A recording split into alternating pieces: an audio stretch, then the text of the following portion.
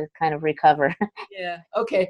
Well, this shouldn't be too difficult. Sure.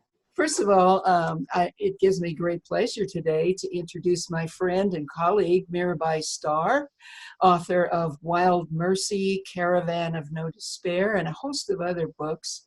And one of the reasons that I wanted to talk to you today, Mirabai, is that Andrew Harvey and I are releasing a new book. We've just released it, called Saving Animals from Ourselves, a Manifesto for Healing the Divine Animal Within.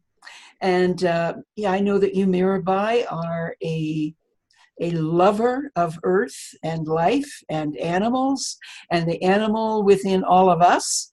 And so I wanted to ask you just two questions today, because I know you have a lot to say about these. So first of all, I wanted to ask you, one of the things that your work is about and my work is about is moving more deeply into the feminine principle.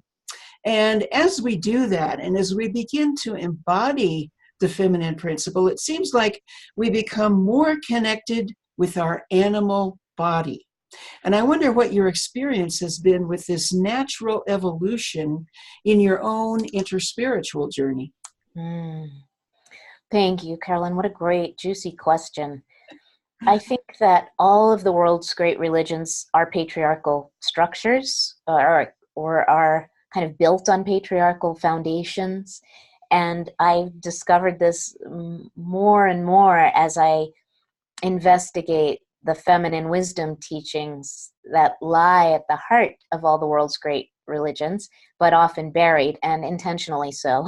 And one of the legacies of the patriarchal model, or the masculine paradigm that on which most of the world's religions have been built, is this notion of transcendence, that our task as humans is to ascend this vertical axis and get up and out of this world, to escape this veil of Maya in the Hindu tradition, or the place of tears in the Judeo-Christian tradition, and get to some greater space of awareness. I mean, Plato too, the early Greek philosopher on whose thought so much of Western civilization has been built, with his allegory of the cave and so on. The whole notion is that this world isn't really real, and it isn't really good, even though in the Torah it says, I created all that is, and it was good, and it was good, and it was very good.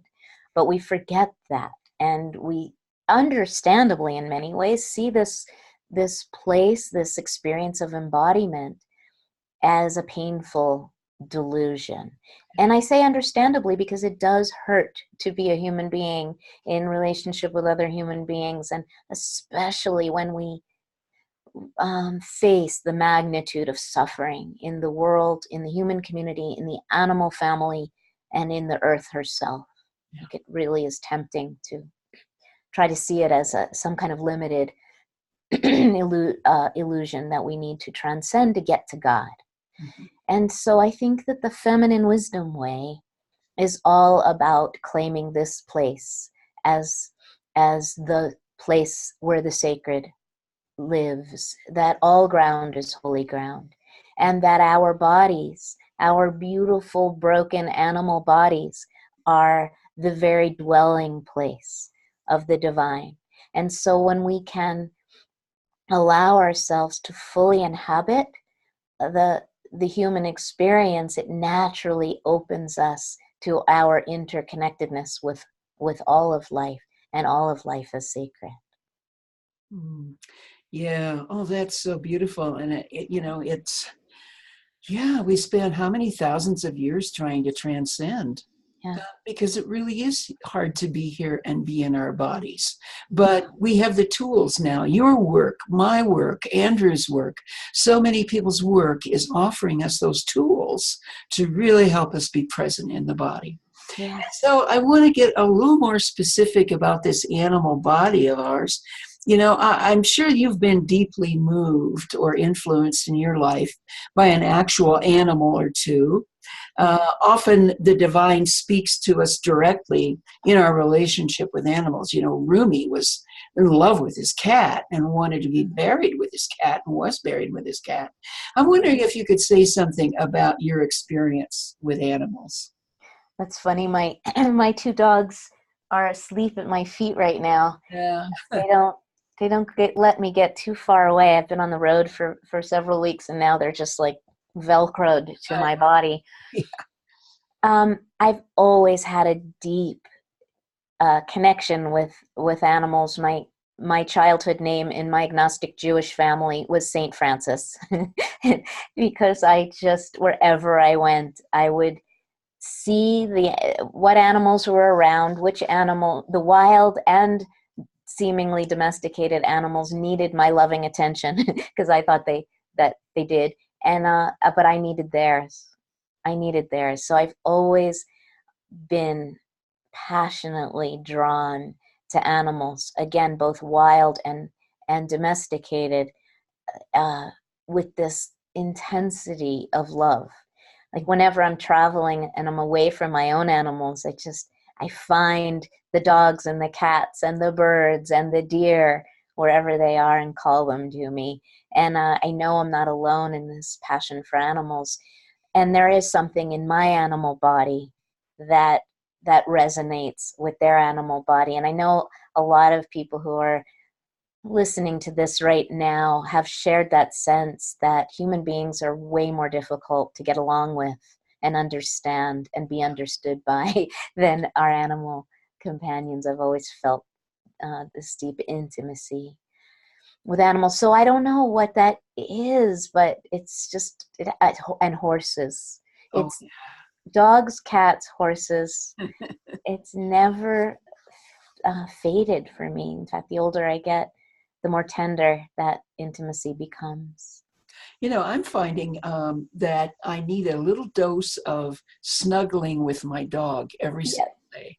Yes. And so, you know, I do my meditation practice in the morning, but a little later on, I have to have a snuggle session with him. And we just jump up on the bed and he just burrows into my body and I feel that body of his and it's so sweet. And it's become a necessity now, as much as my meditation is. Oh, Carolyn, if more people could have a snuggle practice, I Yeah. think this world would be much more Oh, when did though? When did though? tender. Yeah, Ruby, you want to come say hello? Come here, Rubes. Come here. Come here. Let's go say hello. Come on up here. Come up, up. Hey there. This Hello. is Ruby. Hi, Ruby. You missed your mom, huh? She's big. Ruby is 70 pounds, and Wow. she's the best cuddler Oh, on I the bet. planet. I thought she had to say hello because we're talking about Absolutely. Absolutely. this is for real. Mm-hmm. Okay. Thank you so much, Mirabai. I Oh, really, Carolyn, thank you. You're talking about my favorite subject. You're writing about my favorite subject. I loved the book, and I thank you both for naming the sacred power of animals in our lives, and the way that embodying our own human experience opens us to our incarnational interbeing yeah, with all creatures, and that this is truly one of the ways that we will be able to act on behalf of the earth. absolutely. Right, Ruby? Mm-hmm. Thank you so much, Mirabai. Have a wonderful day. Thank you, Carolyn. You too. Take care. Bye-bye. Bye.